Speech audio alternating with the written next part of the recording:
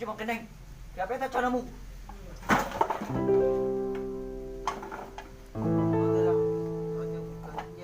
thế mù quá chị vợ chứ một cái này nó tôi khởi khí nhá bé đâu đấy Quá chị mà hai mà. Vâng. Chào các tên tôi khởi khí nhất rồi nên nó. Tí hồ của tôi lười là đầu này của trò nhá là đà thế chỉ của tên nhà tên số tông cũng ta của chỉ mua nhà cái xem trẻ của thế đi ở cái nhà nào Vâng. Chú đi chào. Cũng mới hình như nó có chế một chế thôi.